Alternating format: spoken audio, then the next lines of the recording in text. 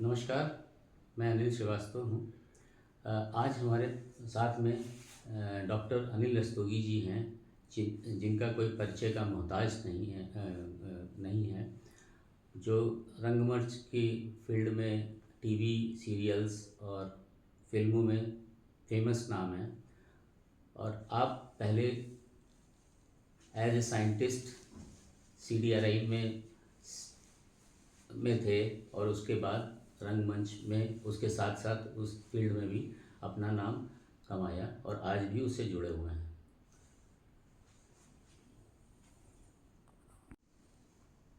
जानना चाहता हूँ कि आपका लखनऊ में बचपन से स्टार्ट चाहता हूँ कि कैरियर या स्टडी वगैरह सब पूरा आप कुछ विस्तार में बताएं।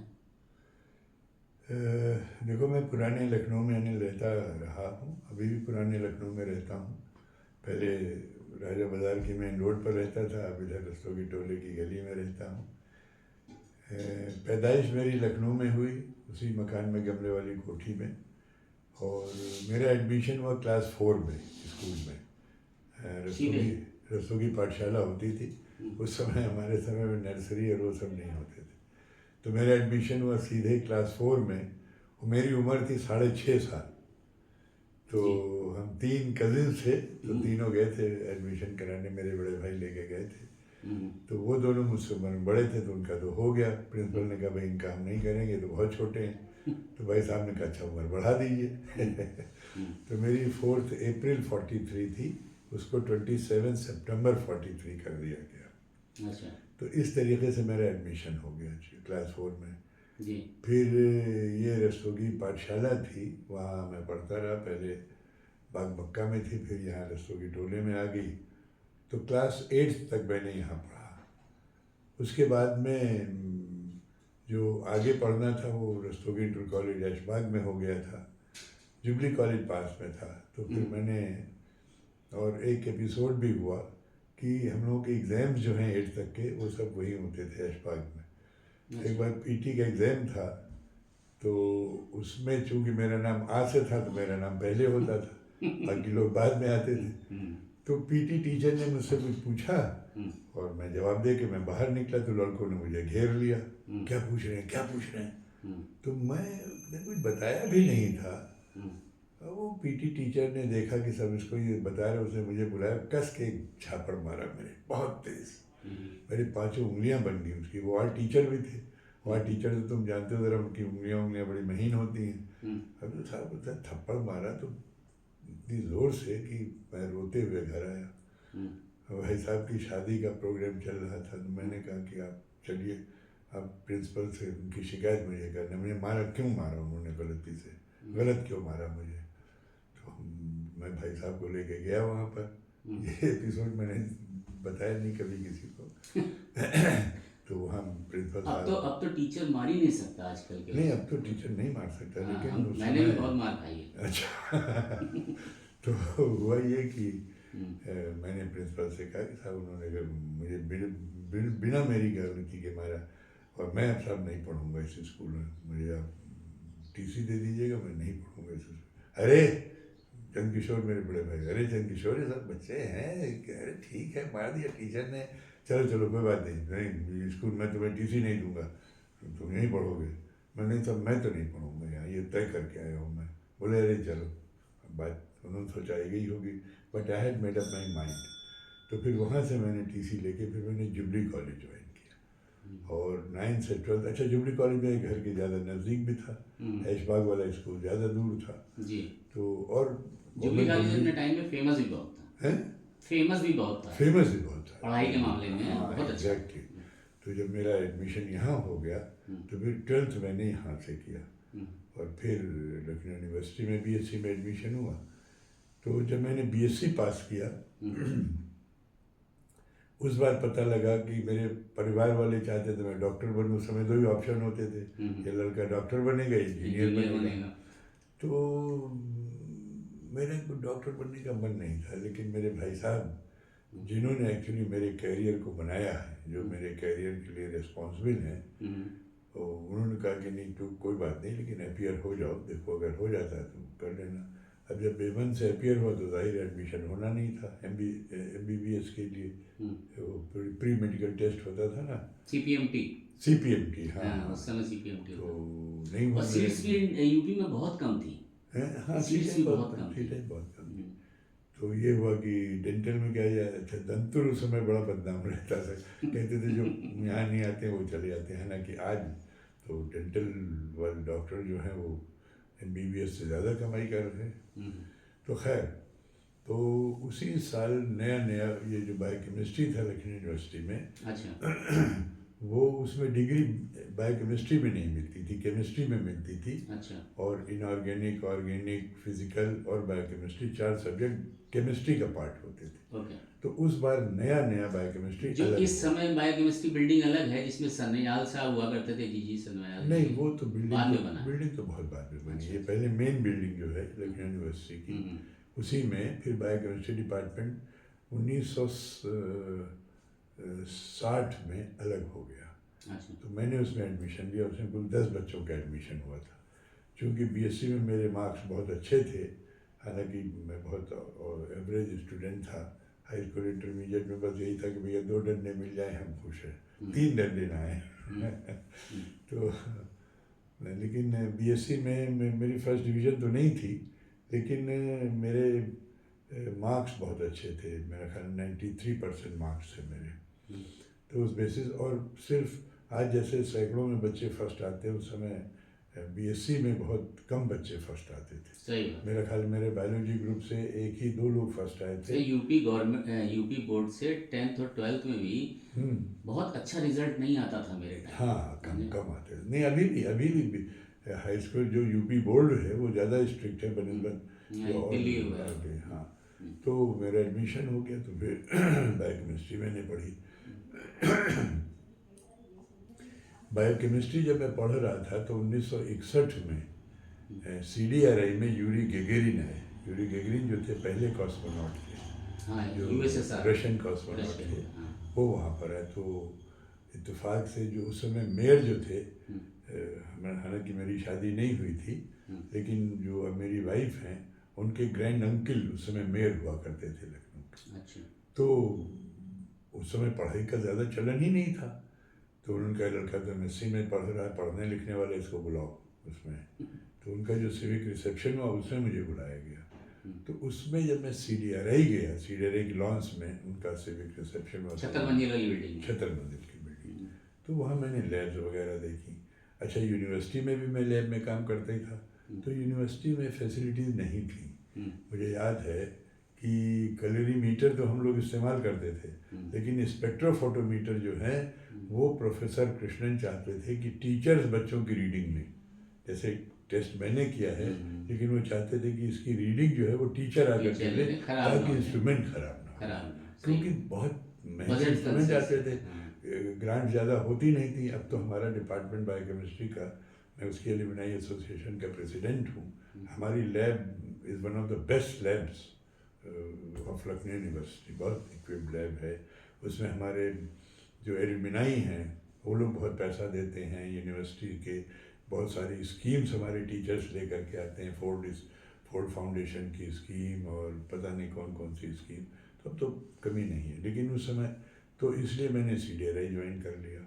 CDRI में बायोफिज़िक्स में professor doctor CG Agarwal, doctor SS Agarwal थे, SC अग्रवाल। तो वो इत्तेफाक से हमारे फादर इन लॉ के परिचित थे। तो मैंने दोनों जगह, जैसे मेरा रिज़ल्ट आया, मैं फर्स्ट डिवीज़न में आया था, तो मैंने CDRI यूनिवर्सिटी दोनों जगह मैंने फेलोशिप के लिए अप्लाई किया। तो इत्तेफाक से मुझे दोनों जगह मिल गई, क्योंकि उस समय आधार कार्ड तो होता नहीं था कि आपको एक ही जगह मिले, चाहे यहाँ मिले या वहाँ मिले। तो मैंने CDRI ज्वाइन करना पसंद किया कि भाई अगर मैं मान लो यूनिवर्सिटी में भी रहता तो बाद में नौकरी तो यहीं आकर के करूँगा, क्योंकि उस समय बाहर जाने का ज़्यादा चलन नहीं था। बच्चों को पेरेंट्स बाहर भेजना नहीं पसंद करते थे।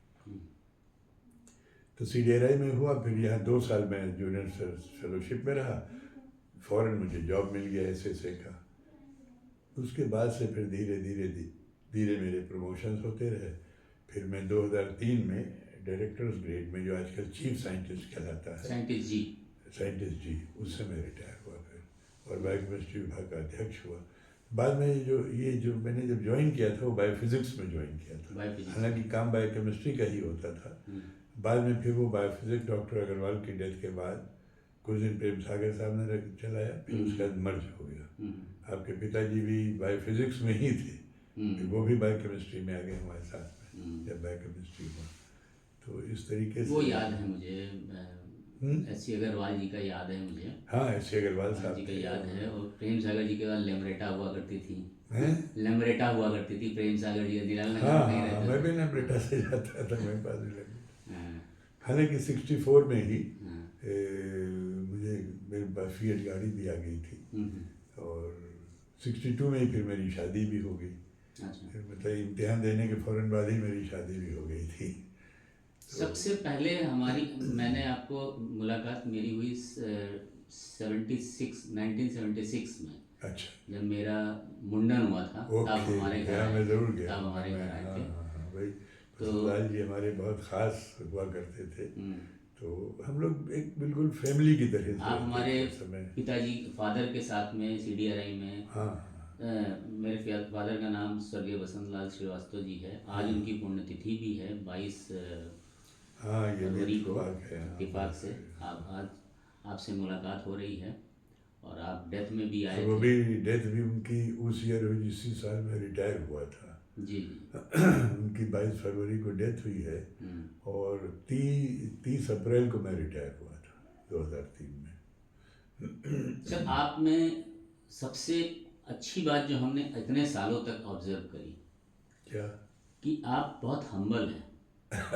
जिस पोजीशन में, भाई मेरे फादर का और आपके पोस्ट का बहुत गैप था, डिफरेंस था, नहीं, हम लोग लेकिन वो आपने नहीं कभी मानते, रिलेशन में पैसा और पोस्ट को माने नहीं रखा। कभी नहीं। मैं आपको बताऊं अनिल, कि जब मैं हेड ऑफ द डिपार्टमेंट भी हो गया, मैंने कभी, रेणुका मिश्रान हमारी प्राइवेट सेक्रेटरी हुआ करती थी, मैंने कभी उसको घंटी बजा के नहीं बुलाया।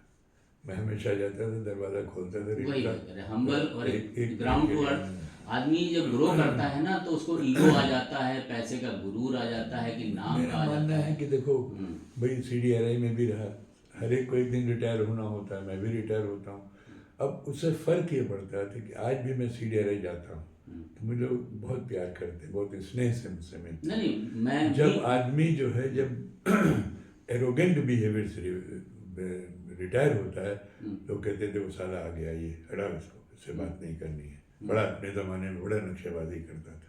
सही तो मेरा ये मैंने अपने पिताजी से सीखा, अपने भाई साहब से सीखा। हमारे पिताजी बहुत पढ़े लिखे तो नहीं थे, शायद ज़्यादा ही नहीं, 5वां दर्जा पास होंगे, मदर भी नहीं पढ़ी थी, लेकिन उनका साथ, मैं तुम्हें बताऊं, उनका साथ जो हमारे रस्तोगी समाज के बड़े बड़े रईस लोग थे, उनका साथ था पिताजी का। वो इसलिए था कि he was very humble and very nice to everybody. हमारी कपड़े की दुकान थी अमीनाबाद में, तो ये जो ग्रुप था रईस लोगों का, जिसमें गाड़ा भंडार के मालिक थे, पनामा सिगरेट की एजेंसी थी जिनके यहाँ, वो उसके मालिक थे, कई लोग ऐसे थे। तो अमीनाबाद जाते थे तो हमारी दुकान पे ज़रूर जाते थे हमारे पिताजी से मिलने के लिए। तो ये चीज़ें मैंने, क्योंकि मेरा अभी भी मानना है, अभी भी जैसे मुझे पद्म श्री मिला, तो मैं उसका क्रेडिट जो है मैं अपने CDRI के साथियों को देता हूँ, अपने थिएटर के साथियों को देता हूँ। मैंने कहा ये इनकी बदौलत है। अगर CDRI ने हमें पुश न किया होता, CDRI में चाहे आपके पिताजी हों, चाहे डायरेक्टर हों, सब ने मुझे सपोर्ट किया, तो मैं सबका बहुत एहसानमंद रहता हूँ। थिएटर में जिन लोगों ने मेरे साथ काम किया, या मैंने जिनके साथ काम किया, अगर उनका साथ ना होता तो आज मैं इस पोजीशन पे नहीं। मैंने बचपन में आपका रविंद्रालय में वो दर्पण के थ्रू जो यहूदी की बेटी वगैरह, हमने नाटक देखा है, स्टेज प्रोग्राम देखा है। 79 में हुआ। हाँ, मैं वहाँ पे गया हूँ इवनिंग में, फादर हमारे लेके गए। और उसके बाद टीवी में जब आया तो सबसे पहले उड़ान शायद आप मिशनरिया क्या नहीं, मैंने टीवी शुरू तो कर दिया था 75 से, जब से लखनऊ में आया था, लेकिन यहाँ जो दिखाया जाता था वो सिर्फ उत्तर प्रदेश भर में सीमित था। उड़ान जो आया था वो 89 की बात है, वो DD1 में आया था, दूरदर्शन जो दिल्ली से आता था, वो नेशनल चैनल था, वो पूरे देश में जाता था। और उड़ान की वजह से मुझे एक राष्ट्रीय पहचान मिली। मुझे लोगों ने, वो पूरा मैंने सीरियल देखा शुरू से आखिरी तक, सारे एपिसोड। उसमें मैंने एसएसपी का हाँ एसएसपी SSP की ऐसे थी, कुछ था। और वो मेरा सीरियल बहुत पॉपुलर हुआ। आप अपने जो वो लेडी थी जो आप जिसको कविता चौधरी। हाँ हाँ, उनको आप जिस तरीके से इंकरेज करते थे, हाँ सपोर्ट करते थे, हाँ वो मुझे आज भी मेमोरी में है कि कैसे मैं माने उनका मैं इनका एक मेंटर बॉस भी होने था, पे कैसे गाइड। अपने सबॉर्डिनेट का सपोर्ट किया हाँ जाता है, हाँ समझे। और वो बाकी मैंने आपसे, जैसे मैंने कल आपसे पिछले हफ्ते बात करी कि मैं आपसे मिलना चाहता हूँ या आपका एक पॉडकास्ट या इंटरव्यू लेना चाहता हूँ, तो आपने अलाउ कर दिया। नहीं अरे नहीं, ऐसे डायलॉग करने की मतलब बात ही नहीं है भाई। रियली, मतलब कि मैं इसीलिए मैं वही कह रहा ना, आपसे जुड़ा हूँ। और जब भी आप हमें भी मिलते थे, क्योंकि मैं भी उसी प्रोफेशन से हूँ, साइंटिफिक लाइन से हाँ ही हाँ हूँ, हाँ। उसी कंपनियों में हूँ, तो CDRI में उस समय भी मिलता था। तो आप कहीं भी गैलरी में भी चलते हुए भी रुक के हमसे बात कर लेते थे, नहीं, समझे। मेरी तो आदत थी कि अगर हमारे साथ जो भी जुड़ा है, चाहे मतलब ग्रुप 4 का भी है, अगर मैं जा रहा हूँ और इत्तेफाक से उसने मुझे नहीं देखा और आगे, तो मैं खुद छेड़ के पूछता क्या बात है भाई, नमस्कार, ठीक ठाक हो। तो मैं देखो, मैं डिस्पैरिटी में तो बिलीव ही नहीं करता हूँ। मेरा मानना है कि हर इंसान बराबर है। अब ये कुछ है कि भाई कोई ज़्यादा पढ़ गया, उसको ज़्यादा अपॉर्चुनिटी, बड़ी अपॉर्चुनिटी मिल गई, किसी को नहीं मिली, तो उसकी अपॉर्चुनिटी न मिलने से वो इंसान में कोई खराबी थोड़ी आ जाती है भाई। और जो वो लोग भूल जाते हैं ना कि कल को सब मिट्टी में वही मिल जाना, और 6 गज हैं। बिल्कुल बिल्कुल तो वो पैसे और रुपए और इन सब चीज़ों से, मतलब मेरा जो नमन है आपके प्रति, इज्जत है, सम्मान है। और मैं सच कहता हूँ, मैं जो भी सामने बोलता हूँ, इस वजह से मुझे आपसे मिलने का हुआ कि आपसे नहीं भाई, जरूर मैं ये बात जरूर चर्चा करूँगा जो हमने आज तक सीखा आपसे। अभी भी तुम्हें याद होगा, रमेश हमारे यहाँ हुआ करते हैं। अभी भी कुछ साल पहले रमेश के यहाँ उसकी बेटी की शादी थी, तो मैं गया था उसकी शादी में। वहाँ धर्मशाला है जो टालीगंज में, वहाँ से उसने शादी की थी। तो मैं तो अभी भी अपने पुराने साथियों को याद करता रहता हूँ। अभी हमारे यहाँ तुम्हें याद होगा कि अशोक खन्ना, अरे उनका तो हमें बहुत याद रहता तो है। खन्ना जी का भतीजा, अभी उसका कल ही फोन आया था, उमंग अच्छा। खन्ना। उनके बड़े भाई भी CDRI में थे, हाँ। HC हरीश खन्ना, वो अकाउंट्स में थे। तो उनका बेटा उमंग खन्ना जो बहुत बढ़िया होम्योपैथिक डॉक्टर वो बन मुझे चाचा कहा करते थे, हैं? और छोटे चाचा अच्छा मुझे अच्छा। बोलते थे। पापा को मेरे चाचा बोलते हाँ थे हाँ और मुझे छोटे चाचा बोलते थे।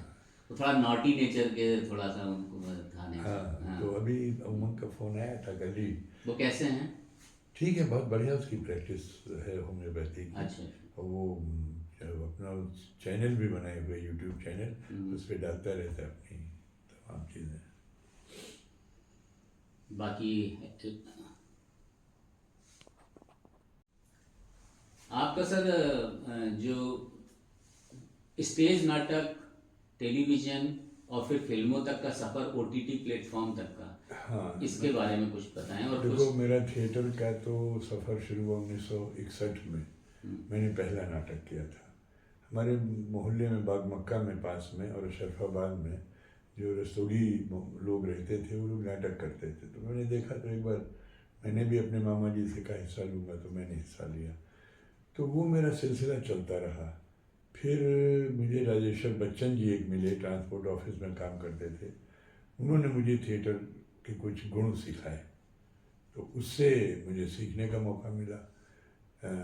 तो फिर 1962 में या शायद 64 था, मुझे रविंद्रालय में पहला काम करने को मौका मिला। उसके लिए मैंने हीरो का रोल किया था।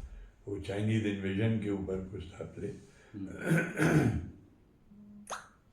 तो फिर जो हीरो का रोल किया, तो फिर हीरो का रोल मुझे मिलने लगे। फिर 1967 में यहाँ KV चंद्रा साहब बहुत मशहूर डायरेक्टर हुआ करते थे सॉन्ग एंड ड्रामा डिवीज़न में, मैंने उनके साथ प्ले किया जय सोमनाथ। तो पहले जो कर्टेन, जो सेट वगैरह थे, कर्टेन लगते थे, पर्दे, पर्दे में महल बन गया, पर्दे में फव्वारा लगा दिया, गार्डन बन गया, प्रिंट होता था पर्दे पे। हाँ, पर्दे पे होता। प्रिंट होता था। बाद में फिर नाटक जो थे मंच, स्टेज बनने लगे, मतलब सेट बनाए जाने लगे। तो उसमें पहला नाटक मैंने किया था सेट लगा हुआ, उसका नाम था रक्तदान। वो हुआ था कारपोरेशन में, जो ऊपर त्रिलोकनाथ हॉल। तो आप वो सीढ़ी बता रहे हैं कि किस तरह से ये ग्रो भी किया टेक्नोलॉजी वाइज। थिएटर भी किया। और 1967 की जो मैं बात कर रहा था, वो केवी चंद्रा साहब ने मुझे बुलाया, बच्चन जी ने मुझे भेजा था, मेरे गुरु जी ने।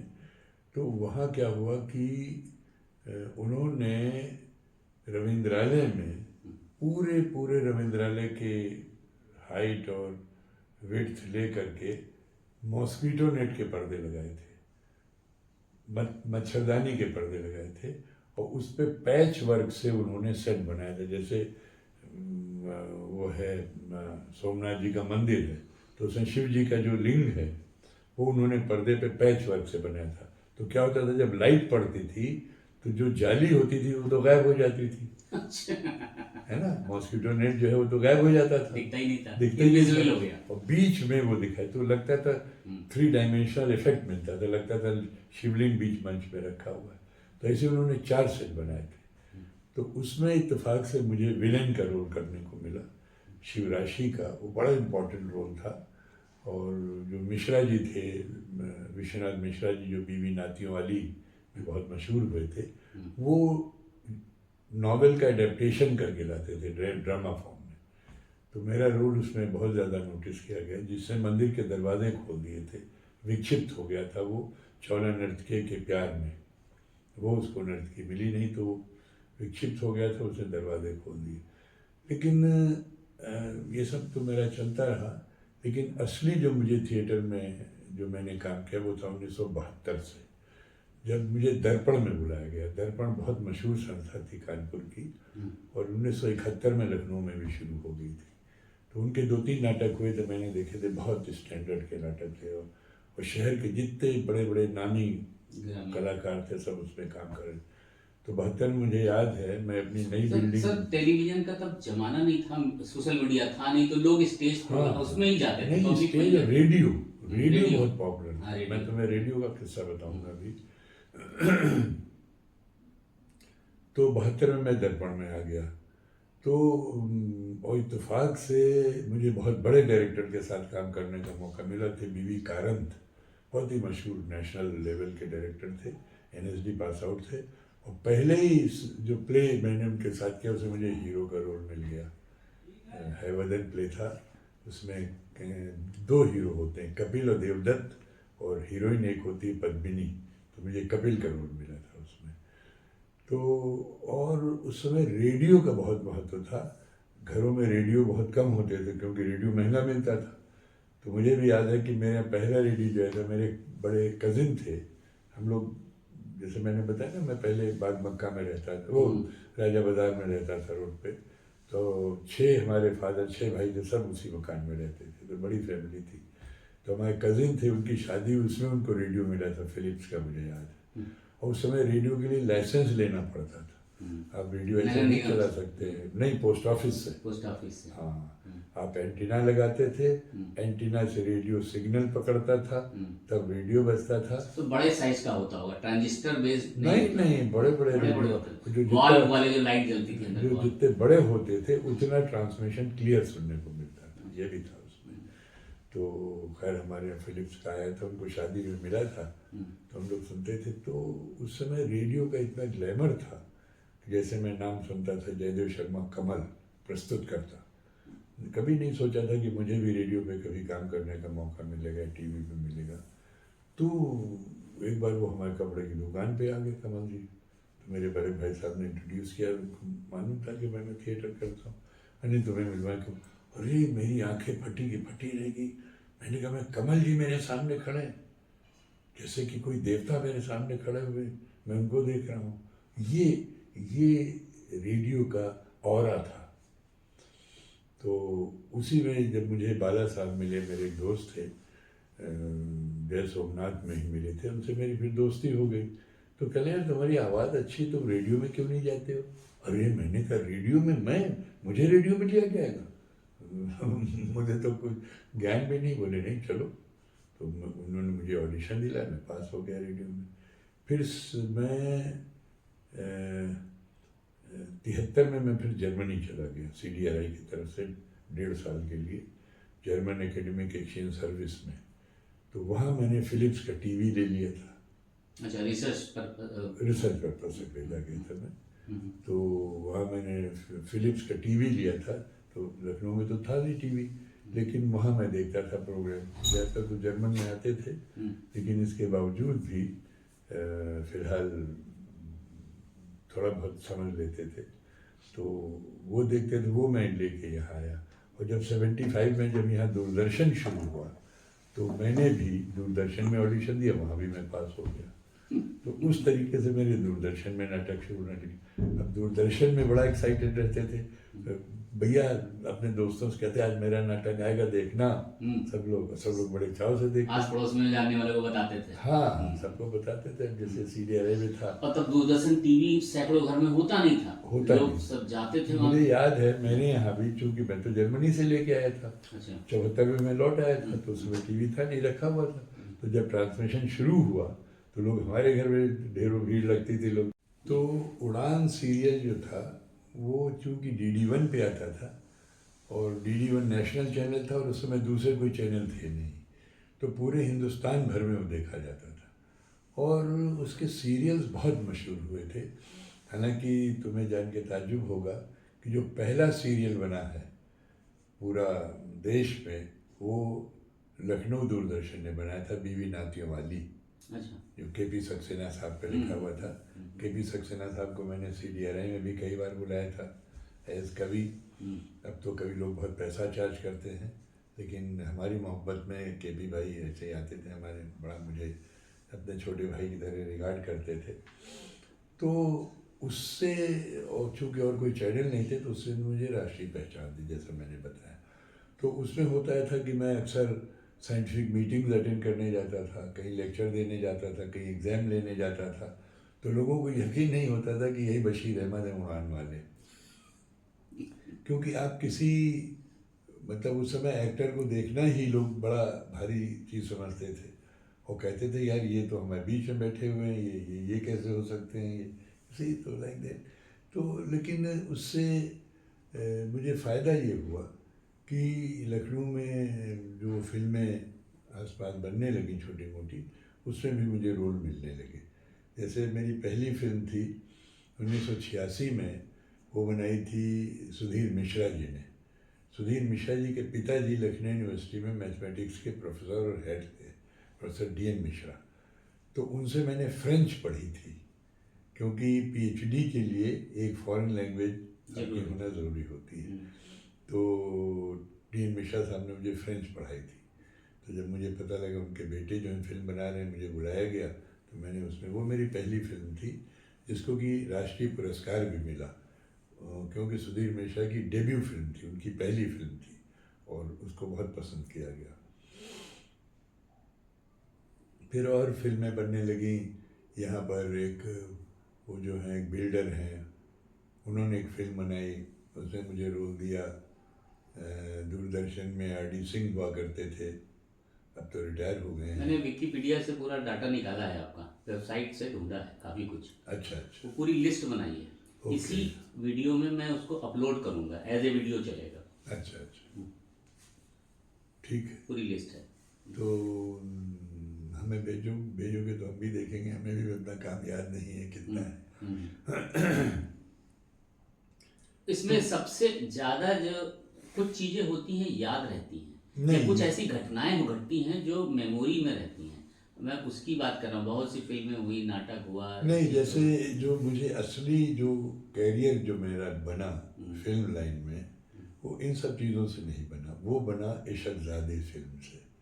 जब इशकज़ादे फिल्म यहाँ, उसके ऑडिशन के लिए भूमि पेडनेकर, जो इस समय बहुत बड़ी हीरोइन है, वो उस समय यशराज प्रोडक्शन में वो कास्टिंग डायरेक्टर हुआ करती थी। मेन कास्टिंग डायरेक्टर तो दूसरी थी वहाँ, वो तो बम्बई में रहती थी, उनसे मैं एक बार मिला था, लेकिन ये उनके साथ में असिस्टेंट कास्टिंग डायरेक्टर थी। तो उसमें जो मेरा चुनाव हो गया उस रोल के लिए, तो मुझे नहीं मालूम था कि वो रोल इतना पॉपुलर होगा, इतना पसंद किया जाएगा रोल। वो ऑलमोस्ट सेंट्रल कैरेक्टर था। हीरो हीरोइन तो वो थे, क्या नाम है, परिणीति चोपड़ा और अर्जुन कपूर, लेकिन मेरा सेंट्रल कैरेक्टर था जिसके अराउंड स्टोरी घूमती है। तो उससे फ़ायदा मुझे ये हुआ कि मुझे बॉम्बे बुलाया गया। मतलब लोग बॉम्बे जाते थे वहाँ काम करने के लिए, अम, अ, काम की तलाश में जाते थे, भटकते थे, महीनों घूमते थे। मुझे बुलाया गया तो बल्कि मैंने मना भी कर दिया उस समय कि नहीं, मैं नहीं आऊँगा, I am going to be 70 years. और मेरे ऑस्टियोआर्थराइटिस लेफ्ट नी में बहुत ज़ोर पकड़े थी, मैं लिम्प करता था, लंगड़ाता था मैं। तो मैंने कहा मैं लंगड़ा करके चलता हूँ, लेकिन वो प्रोडक्शन हाउस बिल्कुल मेरे पीछे पड़ गया कि नहीं नहीं नहीं, आप आइए, प्लीज़ आइए। तो भी बेटे बहू ने कहा कि चलिए पापा जाइए, चलिए चलते हैं, देखते हैं वहाँ। तो उन्होंने देखा, फिर मुझे फ्लैट परचेज कर दिया वहाँ। तो फिर मैं 5 साल रहा बम्बई। तो अच्छा। उस बीच में 5 साल में मैंने डेली सोप्स भी किए, जैसे कलश बालाजी का मैंने किया, और कई डेली सोप्स किए, DD1 के लिए भी किए, और चैनल्स के लिए भी किए। क्राइम शोज़ किए, जो क्राइम पेट्रोल, सावधान इंडिया, CID आते थे, वो भी किए। कुछ टीवी कॉमर्शियल्स भी किए, जैसे hero hero Honda motor bike का ऐड मैंने किया। पहला पहला मेरा ऐड वो था। अच्छा। अब तो मेरे करीब 24 ऐड हो गए हैं। तो इस तरीके से फिल्में भी की, जैसे Z+ फिल्म, गुड्डू रंगीला फिल्म, सब मैंने बम्बई रह करके की। तो उससे ये हुआ, मुझे फ़ायदा मुंबई जाने से ये हुआ कि जो बड़े बड़े कास्टिंग डायरेक्टर्स थे उनके डेटाबेस में मेरा नाम आ गया। तो अभी भी वो मुझे कास्ट करते हैं, चाहे नाम भूलना, एक मुकेश छाबड़ा हैं, और बहुत सारे हैं बड़े बड़े। तो वो लोग मेरे सूटेबल लोग हो एक जाते हैं। रिकॉग्नाइजेशन मिल गई नेशनल लेवल पे, इंटरनेशनल लेवल पे, वो बात अब होती है। काम मैंने बहुत किया है, लेकिन जो मेरे काम जो मुझे पसंद है, और मुझे लगता है कि जिन्होंने मुझे राष्ट्रीय और अंतर्राष्ट्रीय पहचान दी, वो हैं सबसे पहले तो उड़ान सीरियल, उसके बाद में फिल्म इशकज़ादे। ये सब इशकज़ादे फिल्म उन दिनों बहुत टीवी पे दिखाई जाती थी, हर चौथे दिन, 5वें दिन, 10वें दिन लगी रहती थी। तो आज भी मुझे लोग उड़ान, वो पुराने लोग हैं उड़ान की वजह से जानते हैं, जो नए लोग हैं, कंपेरेटिवली नए हैं, वो इशकज़ादे की वजह से जानते हैं, और जो बिल्कुल नई जनरेशन वो मुझे जानती है आश्रम की वजह से। आश्रम वेब सीरीज जो प्रकाश झा जी की है, उसमें मैंने मंत्री सुंदरलाल का रोल किया, बड़ा इंपॉर्टेंट कैरेक्टर है वो भी बहुत पसंद किया लोगों ने, और उसकी वजह से मुझे बहुत काम भी मिला। तो 3 तो मेरे ये बड़े काम हुए। फिर एक मेरी फिल्म है मुक्ति भवन, वो जो बनारस में मुक्ति धाम होते हैं, उस कॉन्सेप्ट पे है वो फिल्म, कि जिन लोगों को लगता है कि हमारा अंत समय आ गया है, तो चलो वहाँ मुक्ति धाम में रहेंगे तो हमें मुक्ति मिल जाएगी। उस फिल्म को तुम ये समझो कि 30 अंतर्राष्ट्रीय पुरस्कार मिले, 30। अच्छा। 3 राष्ट्रीय पुरस्कार मिले। वो फिल्म 50 से ज़्यादा कंट्रीज़ में दिखाई गई। जापान में वो फिल्म 150 दिन चली, इतने दिन तो इंडिया में भी नहीं चली। तो कई उस कई लैंग्वेजेस में डब हुई, फिर इसका मतलब जापान में लग वो सब टाइटल्स आते थे, सब टाइटल नीचे लिखे सब आते थे। टाइटल लिखे आते थे। हो सकता है डब भी की हो, तो मुझे मालूम नहीं, हम लोगों ने तो हिंदी में ही की थी। उसकी सारी शूटिंग बनारस में हुई थी। तो उस फिल्म ने मुझे एक अंतर्राष्ट्रीय पहचान दी कि बहुत कंट्रीज में देखी गई वो फिल्म। और फिर एक मैंने शॉर्ट फिल्म की रेणुका शाहने के साथ, मराठी फिल्म है 10 मिनट की, जो मैंने एल्जाइमर के ऊपर की है। तो उसने भी, वो यूट्यूब पे फिल्म पड़ी, उसको भी एक इंटरनेशनल अवार्ड भी मिला है। तो वो मेरा अच्छा काम है। फिर मेरा थिएटर में मैंने अभी 100वां प्ले किया, मतलब शोज़ तो मेरे लगभग 1000 हो गए हैं, लेकिन नाटकों की संख्या एक एक करके करके जो नए नए नाटक के, उनमें 100वां नाटक अभी मैंने किया, बियॉन्ड द कर्टेन। एक लड़की लखनऊ की ही थी जो बम्बई में सेटल हो गई है, वो थिएटर को टोटली कमिटेड है, वो है मुस्कान गोस्वामी। तो उसने वो प्ले मेरे लिए ख़ास करके लिखवाया। वो मेरी बायोग्राफी टाइप से है वो, कि मैं कैसे ग्रो हुआ। उसमें एंटन चेखव का एक प्ले है, स्वान सॉन्ग, उससे इंस्पायर्ड है वो। उसने शुरू के कुछ पीसेस तो एंटन चेखव के हैं, बाकी मेरी अपनी लाइफ है। मैंने जो बड़े बड़े नाटक किए हैं उनके डायलॉग्स हैं। शेक्सपियर के नाटकों के डायलॉग हैं। मैं उसमें अपनी फैमिली के बारे में बात करता हूँ, अपनी वाइफ के बारे में, अपने बच्चों के बारे में, अपने पेरेंट्स के बारे में, अपने भाई के बारे में, और ये सारी चीज़ें। तो उसको भी लखनऊ ऑडियंस ने, जो भाई वो हमें लखनऊ ऑडियंस तो हमें बचपन से देख ही रही है, अपनी पैदाइश से देख रही है बल्कि तो बहुत मुझे स्नेह करते हैं लोग। तो वो प्ले भी बहुत पसंद किया गया। अभी बाहर पता नहीं पसंद किया जाएगा, क्योंकि मैं बड़ा अप्रहेंसिव था कि मैं अपनी लाइफ के बारे में बता रहा हूँ, किसी को मेरी लाइफ के बारे में क्या इंटरेस्ट है। लेकिन जब मैंने उसका वीडियो देखा तो उसमें लगा कि सबसे ज़्यादा क्लैपिंग उन्हीं सीन्स में हुई है जहाँ मैं अपनी फैमिली के बारे में, मैं अपने वाइफ के बारे में बात किया मैंने उसमें। पॉज करो। तो जैसे उसमें मेरी वाइफ का भी जिक्र है। अब क्या है कि I am going to be 83 now. अब इस एज पे डायलॉग्स याद नहीं होते हैं। जो जैसे ये जो मेरा 100वां प्ले है बियॉन्ड द कर्टेन, ये मेरी बायोग्राफी है। तो ऑलमोस्ट सोलो परफॉर्मेंस है मेरी। अब आप एक एक्टर 1.25 घंटे स्टेज पे डायलॉग बोल रहा है, आप कैसे इमेजिन कर सकते हैं कि वो याद रहेंगे। मेरी पत्नी याद कराती है मुझे। या जैसे भी जो मेरा 99 प्ले डैडी है, जो सबसे मशहूर, और मैं मानता हूँ कि मेरा शायद लाइफ का सबसे बढ़िया प्ले है।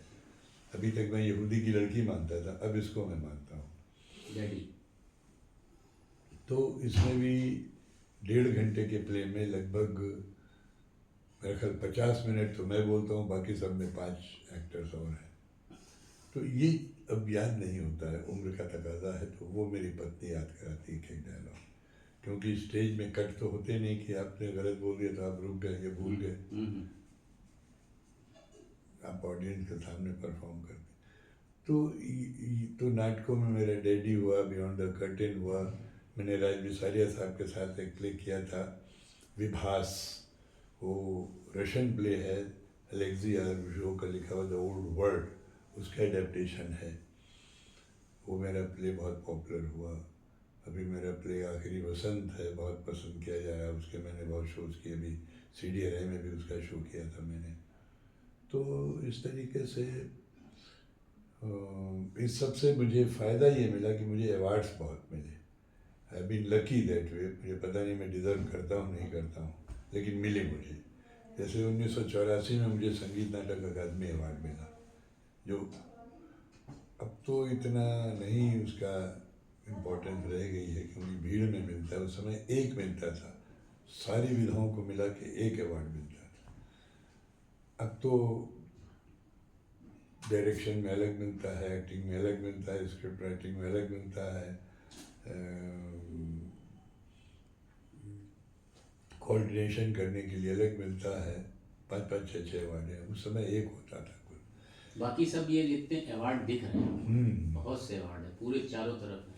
हाँ, तो इसमें जो मेन अवार्ड है वो मैं आपको बता दे रहा हूँ कि जैसे संगीत नाटक अकेडमी अवार्ड है ये। इस तरीके से मुझे काट दिया है। और फिर मुझे ये 1984 में मिला था। बीच बीच में प्राइवेट ऑर्गेनाइजेशंस ने बहुत मुझे अवार्ड दिए, कम से कम 50-60 अवार्ड्स मुझे मिले। लेकिन जो जिनका नेशनल या स्टेट लेवल पे रिकग्निशन है, उन अवार्ड्स में मुझे 2007 में संगीत नाटक अकेडमी की फेलोशिप मिली। फेलोशिप बहुत बड़ी चीज़ होती है, वो कई सालों में 1-2 लोगों को मिलती है। जैसे नंबर उसका फिक्स्ड है कि 50 फेलोशिप्स यूपी गवर्नमेंट, यूपी संगीत नाटक अकेडमी की रहेंगी। तो वो तभी अब किसी को मिलेगी जब उसमें कोई खाली हो जाती, किसी की डेथ हो जाती। तो वो मुझे मिली हुई है। और आपको ताज्जुब होगा कि मैं संगीत नाटक अकेडमी का तो फेलो हूँ उत्तर प्रदेश का, मैं नेशनल एकेडमी ऑफ साइंसेस का भी फेलो हूँ। तो उसमें भी मुझे पहचान है। और बल्कि CDRI ने अभी एक बुलेटिन छापी है 1971 से 2021, 70 साल का। तो उसमें उन्होंने लिखा है कि कुछ हमारे एकम्प्लिश्ड एल्यूमिनाई, तो 28 एकम्प्लिश्ड एल्यूमिनाई के उसमें फ़ोटो दिए हैं। तो उसमें गलती से मेरा भी नाम शामिल किया है उन्होंने। तो इस तरीके से मुझे एक सबसे बड़ा संतोष ये रहा अनिल, कि साइंस में मैंने कभी कोताही नहीं की। मैंने साइंस की अपने प्रोफेशन की कीमत पे मैंने थिएटर या फिल्म नहीं की। वो मैंने अलग रखा, वो अलग रखा, और उसमें भी मैं पूरे डेडिकेशन में मैंने एज ए साइंटिस्ट काम किया। मैंने पेपर्स पब्लिश किए, कॉन्फ्रेंसेस में गया, स्टूडेंट्स को गाइड किया, पीएचडी स्टूडेंट्स को, एमडी एमडीएस स्टूडेंट्स को, और फेलोशिप हमें मिली, विदेश गया। और एक मैंने ICMR, Indian council of medical research के लिए मैंने डायबिटीज़ पे एक मोनोग्राफ लिखा जो बहुत पॉपुलर हुआ। फिर एक कंपनी है, हेल्थ केयर कंपनी बहुत बड़ी है, नोवो नॉर्डिस्क, डेनमार्क की, उसके साथ कोलेब्रेशन हुआ। तो उसमें डायरेक्टर ने मुझे कोऑर्डिनेटर बनाया। वो पूरा काम 5 साल मैंने देखा, बल्कि वो उसकी वजह से डॉक्टर सी एम गुप्ता ने मुझे अवैतनिक ऑलरेडी 1 साल एक्सटेंशन भी दिया। बोले भाई हम पैसे नहीं दे पाएंगे रस्तोगी। मैंने कहा साहब ज़िंदगी भर तो पैसे आपने दिए हैं मुझे, नहीं 1 साल मिलेंगे तो कोई फ़र्क नहीं पड़ता है, जिस ऑर्गेनाइजेशन ने हमें पाला पोसा बड़ा किया है। तो इस तरीके से मुझे ये संतोष रहा कि मेरा साइंटिफिक कैरियर और मेरा theatre career, acting career almost parallel चले, और इसमें CDRI ने मुझे बहुत सपोर्ट किया। CDRI के चाहे हमारे डायरेक्टर्स हों, चाहे हमारे ग्रुप 4 के लेवल हों, चाहे ग्रुप 3 के हों, 2, सब ने मुझे कोऑपरेट किया। ये थे कोलिग्स थे, सारे कलीग्स हैं, और सब बड़ा एनकरेज करते थे मुझे याद है जब उड़ान सीरियल टेलीकास्ट होता था तो लोग देख करके आके मुझे, एक हमारे यहाँ वो थे, क्या नाम है, सिक्योरिटी ऑफिसर, मैं उनका नाम भूल रहा हूँ, वो आर्मी रिटायर्ड ऑफिसर थे। तो एक उसमें क्या हुआ, एक बार गलत हमारे बैजेस लगा दिए गए। वो पार्ट 2 शुरू हो रहा था, बजट यहाँ से मैं सही बैजेस लगा के गया था। उन लोगों ने किसी दरोगा को फ़ोन किया, उसने बताया तो इनके समझने में गलती हो गई, उल्टे लगा दिए। तो हमारे चौहान साहब, चौहान साहब थे हमारे सिक्योरिटी ऑफिसर, वो आए, मैं अपने हेड के कमरे में बैठा, बड़ी ज़ोर से मुझे सैल्यूट ठोका करके, यो सर बहुत बढ़िया बहुत बढ़िया। सर बैजेस किसने लगाए थे आपको? देखिए लोग छोटी छोटी चीज़ों को पकड़ते थे। तो लेकिन ये कि बहुत CDRI ने मुझे बहुत सहयोग दिया, मेरे थिएटर के साथियों ने बहुत सहयोग दिया। तो फिर जो मुझे दूसरा बड़ा अवार्ड मिला वो मुझे मिला यश भारती। यश भारती उत्तर प्रदेश सरकार का सबसे बड़ा अवार्ड था। वो संगीत नाटक अकेडमी का अवार्ड था उत्तर प्रदेश की, ये उत्तर प्रदेश सरकार का अवार्ड। फिर मुझे सबसे बड़ा अवार्ड मध्य प्रदेश सरकार का मिला, कालिदास सम्मान, 2019 में। उसके बाद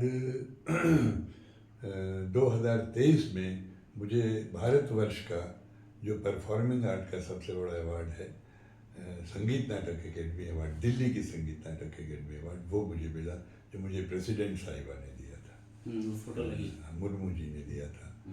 इसके अलावा मुझे यूपी दूरदर्शन के 50 साल हुए तो उन्होंने कुछ लोगों को अलग अलग अवार्ड दिए थे, मुझे उन्होंने लाइफ टाइम अचीवमेंट अवार्ड दिया। यहाँ की उर्दू एकेडमी ने भारत रत्न अटल उर्दू अवार्ड मुझे दिया। यहाँ के आर्टिस्ट एसोसिएशन है, यूपी आर्टिस्ट एसोसिएशन, उन्होंने मुझे फेलिसिटेट किया, अवार्ड दिया। कई अखबारों ने, जागरण ने, आई नेक्स्ट ने, अमर उजाला ने, इन सब लोगों ने मुझे अलग अलग टाइम पे अवार्ड दिए। मेरे पर्सन ऑफ द ईयर करके छापा उन्होंने। एक 97 में best couple of the year करके भी टाइम से मेरे बारे में छापा था। और अभी जो वैलेंटाइंस डे था, अभी 14 फरवरी को, उस दिन भी मेरे बारे में छापा उन्होंने। तो गर्ज ये कि मुझे सपोर्ट बहुत मिला लोगों का। I was very lucky, I must say. और जो मेरा प्ले बियॉन्ड द कर्टेन था, उससे मैंने और सबको तो धन्यवाद दिया, मैंने ऑडियंस को बहुत धन्यवाद दिया कि जिन्होंने मेरा साथ निभाया पिछले 64 साल से बराबर, मुझे इनकरेज करते रहे। ईश्वर को धन्यवाद दिया जिनकी कृपा से सब संभव हो पाया। सो दैट वे मुझे लगता है कि ईश्वर ने मुझे जो मैं डिज़र्व करता था उससे कहीं ज़्यादा दिया है मुझे। मैं शायद ईमानदारी से मैं इतना डिज़र्व नहीं करता हूँ। सर पद्मश्री जो अभी अभी अवार्ड मिला नहीं, अनाउंस हुआ है क्या? अनाउंस हुआ है अभी, ये मिलेगा, ये अप्रैल में शायद मिलेगा मुझे। इसके लिए मुझसे साइटेशन वगैरह उन्होंने मंगा लिया है फ्रेश, मेरे फोटोग्राफ्स वगैरह मंगाए हैं, तो अभी सिर्फ डिक्लेयर किया है, मिलेगा। तो जाहिर है कि ये इतना बड़ा अवार्ड है कि अब इसके सामने और अवार्ड की अब ख्वाहिश नहीं है। लेकिन इसको भी, इसमें भी मुझे सबसे ज़्यादा खुशी जो है वो इस बात की है कि मेरे मित्रों को मुझसे ज़्यादा खुशी है ये अवार्ड की मुझे सही, मिला है। पद्मश्री से मतलब ऊपर तो हाँ, दादा साहब फाल्के ही होगा और ये आसिपास। मुझे, हाँ, मुझे यहाँ भी एक एसोसिएशन है, UP film and television association, उन्होंने मुझे लाइफ टाइम दादा फाल्के सर्विस अवार्ड करके दिया है उन्होंने, उनके नाम पे ही। तो वो भी लाइफ टाइम अचीवमेंट अवार्ड है, वो भारत सरकार का नहीं है, हाँ, भारत सरकार का अलग होता है। तो इस ढंग से आई एम सेटिस्फाइड, और ईश्वर ने अभी भी मेरे पर कृपा बनाए रखी है। मेरे नाटक भी हो रहे हैं, मेरी शूटिंग्स भी चल रही हैं। अभी मैंने रक्तांचल 3 की शूटिंग की, नीलेश मिश्रा की एक डिमेंशिया की फिल्म है उसकी शूटिंग की। मैंने अभी नाटक में सोचिए आप, 22 दिसंबर मेरा नाटक लखनऊ में हुआ, बियॉन्ड द कर्टेन। 28 दिसंबर मेरा नाटक आखिरी वसंत दिल्ली में हुआ। उसके बाद 5 फरवरी मेरा नाटक डैडी दिल्ली में, वो मुंबई में हुआ 28 दिसंबर का। 5 फरवरी मेरा नाटक आखिरी वसंत दिल्ली में हुआ। 18 तो 1 2 मतलब 2-3 महीने में मैंने 2 अलग अलग नाटकों के करीब 6 शोज मैंने किए। तो शूटिंग भी चल रही है।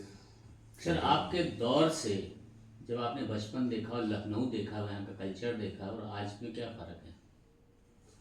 फ़र्क बहुत हो गया है, लखनऊ बहुत बड़ा हो गया है।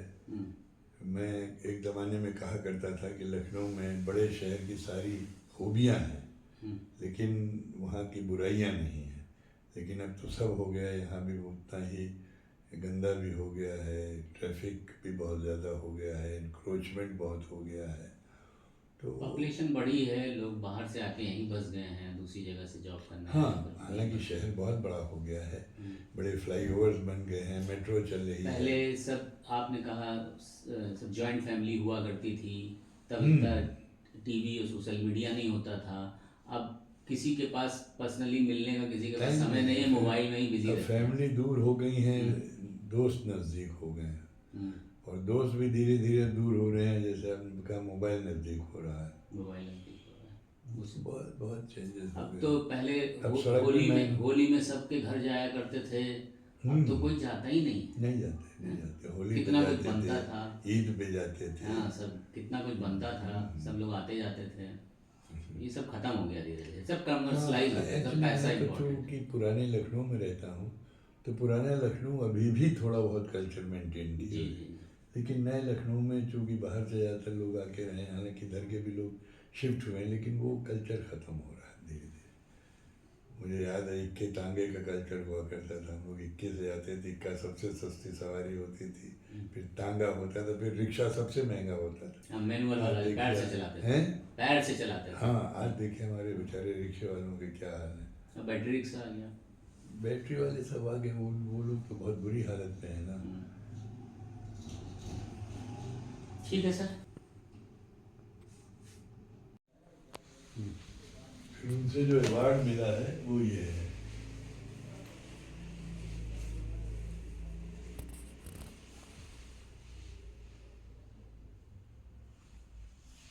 उसके बाद ये यश भारती ऊपर देखो लगा होगा। यश भारती आपके ऊपर, ये यूपी गवर्नमेंट का सबसे बड़ा। फिर इधर ये कालिदास सम्मान लगा होगा, ये मध्य प्रदेश गवर्नमेंट का सबसे बड़ा सम्मान है।